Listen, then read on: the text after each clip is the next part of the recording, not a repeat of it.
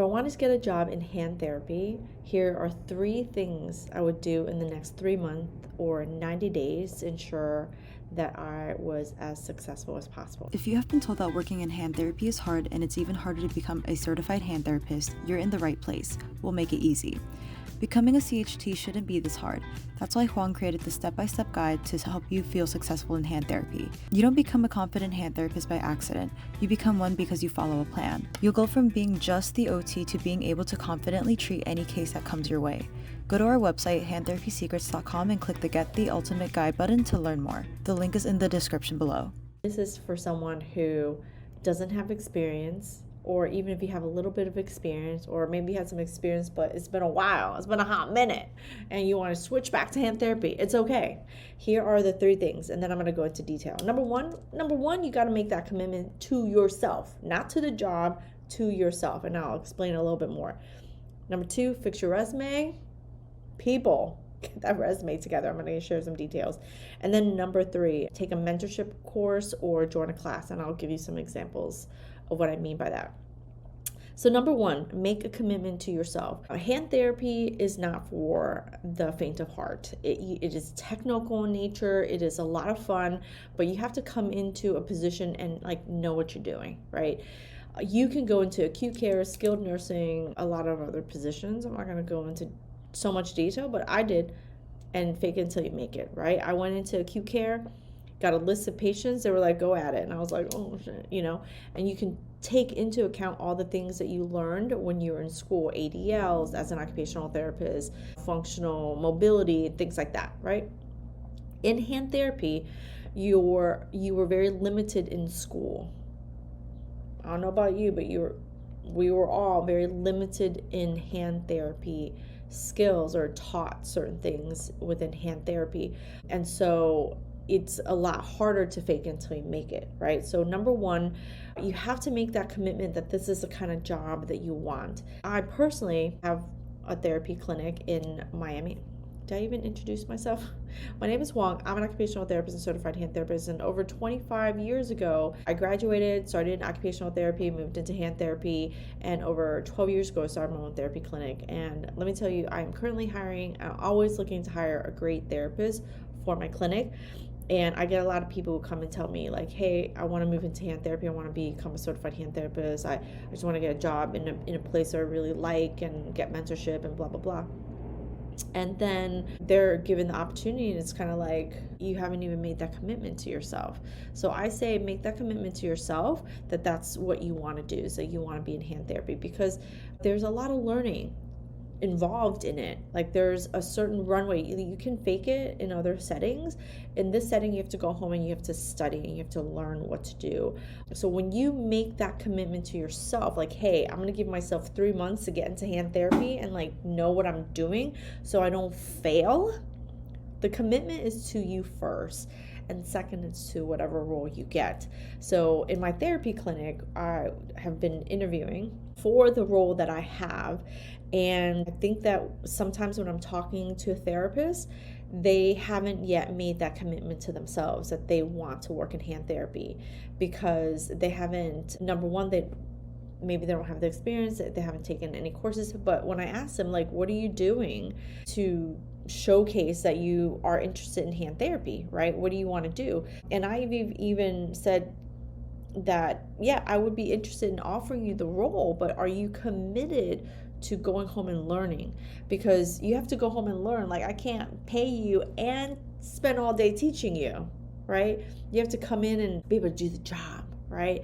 And I can even break down what that 3 to 6 month plan looks like. Let me know if you would like to see that, of how I onboard my therapist. But number 1, you have to make that commitment to yourself that that's what you want.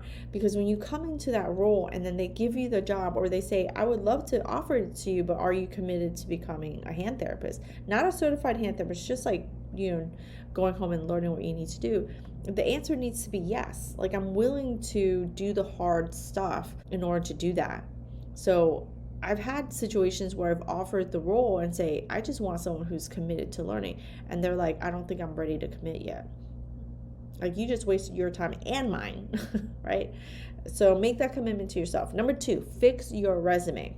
I tell people this all the time. There are really three major things I'm looking when I'm looking at a resume. Number one, I'm scanning that sucker, right? I'm scanning it to see what do I need. I like it to be short and sweet. So if you have very limited experience, it should really be one page, right? I had a one-page resume for the longest time. Now, considering 25 plus years of 2 pages, right? Most people just need a one-page resume. So you want it to, like, if you look at your resume, it needs to be scannable, right? Scannable for what information, Huang? I need to know you're licensed, right? So have your license number, a way of contacting you. This is so basic, right? It's like your license number somewhere that tells me you are licensed to work in the state where where you are looking to work, right? I've had some people apply for the role and they are not licensed. So I'm like, are you licensed? Because I can't tell in your resume that you're licensed. A degree is not the same as being licensed, right? Your degree, putting your degree at the top does nothing for me. I need to know your license number. I'm like, is this person able to work? How to contact you. I know it's so simple, but just your email and your phone number. I actually don't need your address. And here's what I say to people when it comes to that. If you apply for a role, but you have your address on there, I might assume that you might be too far or not in the area. I know, right? I don't know if other people do that, but kind of keep that in mind. What if you're willing to drive for a role that you think would be the role that would take your career forward, and someone assumes like, oh, this person can't drive here, or this person isn't in the area, you know what I mean? So that's why I would leave the address probably out, because you want to get that interview, right? And then the last thing is your work experience, which is always about the order in which you put things in terms of your resume. Like you have your contact information, your objection, like what is it that you're looking for, or what is it that you want to be able to do, or what is it that you can provide, right? That's your objection. Your work experience is really important. So a lot of people put their degree at the top, but really I want to know about your work experience. So I'm looking at your work experience to know like, hey, can this person do this job, right? And so if you don't have that much work experience, try to make, like in hand therapy, try to make your work experience as like hand therapy forward as possible, right? So you might have 2 separate resumes. You might have a resume for the hand therapy positions that you're applying for. You might have a different resume for other position you're applying for, because let's be honest, we all need a job in this economy, and you're looking and you are considering all your different options, just like an employer is looking at what all of their options are, right? You get to pick and choose what you want and what the offer is based on what you're doing. So work experience is really important. And then of course under work experience is skills. Like what skills do you have? Like if you know how to do splitting, if you know how to do wound care, if you know how to do manual therapy, if you can any modality. Oh, PAM certified. I was interviewing somebody and I was like looking for their skills. I was like, what do you do? And they were switching from a pediatric position. They wanted to move into hand therapy. Okay, so I need to know what you're doing, or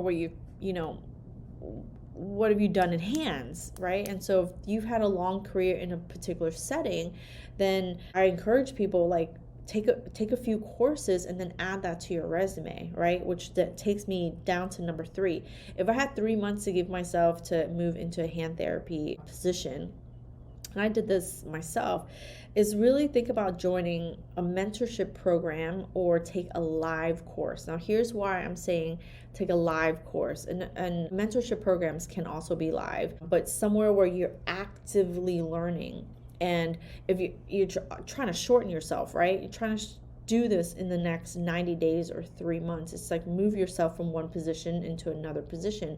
And so one of the easiest way to showcase to someone that you're committed, right? One, you can make the commitment to yourself by buying into those types of courses to prove to yourself that you're making the move. You have to be the one that makes the move first, not someone else. And I've seen it before where people who come inside my mentorship program, they start learning learning off of the videos. They come on the live calls, they listen to other people's cases, and they are actively learning. It's not a passive learning, it's an active learning. And then they can come on the calls and ask me, like, hey, can you fix my resume? What can I do? They get help for like how to show up for an interview, what to say, things like that. And then they get the job. And one of the reasons why they'll more than likely increase their chances of getting that job over someone else is just that number one, commitment. Not only are you committing to yourself, but you're showing the person who's looking to hire you that you're committed because you've taken a live course or you're doing a mentorship program, so that even when you come on and say the job maybe will mentor you or maybe will, support you in this new era, that you're actually going home and you're learning and you're going to show up actively learning how to do your job even better. So I think it speaks volumes when you take a live mentorship program or when you take a live course and then be able to add that. So in my manual therapy courses, I always get students that come in and say, I'm looking to switch from acute care, or I'm switching from peds or skilled nursing, and then they take a manual therapy course. The manual therapy course that I provide goes through the whole hand and upper extremity. It goes through anatomy, manual treatments, protocols, and things like that. And so they can take this information and apply it to some of the patients that they currently are treating and seeing, and then they can go and say, hey, when they go to that job interview, they can intelligently speak about, this is what I would do if I had a distal radius. I might not have the actual experience, but in the class that I was just in, they talked about the protocols. They talked about, this is what I would do from a manual therapy standpoint. And then you would, pick a few exercises, let's say. But when you go into that job interview, because you have been actively learning, you can pick 2 to 3 real good diagnoses that you have learned, like intellectually, what you would do based off of the place where you are interviewing at. I'll give you an example. When I was applying for the position at the hospital, I knew that they did distal radius, finger fractures, and the OTs there did shoulders, right? So let's talk about tendonitis. They don't always have to be like a post-surgical case. So there are 3 maybe diagnoses that I could speak about from a protocol standpoint and from what I would potentially do at phase 1, phase 2, phase 3. Not because you had to know how exactly you did it, but that you can speak on it in a way that makes you look like you know what you're talking about, right? And so when you join a mentorship program or you take a live course, not only does it show that you are invested in yourself and invest in doing the thing that you say you want to do, which is to move into hand therapy and be able to be really good in hand therapy, but you actually show up knowing actually what to do. So when you do get that job, you're not failing. But if you're trying to shortcut yourself and not drag this process out of moving into hand therapy, you can really do it in 90 days, 3 months. And it's not a 1, 2, 3. It's you're doing it all at the same time. You're taking a course, you're fixing up your resume, you're making that commitment to yourself, and you're recommitting to yourself every single time you send that resume out.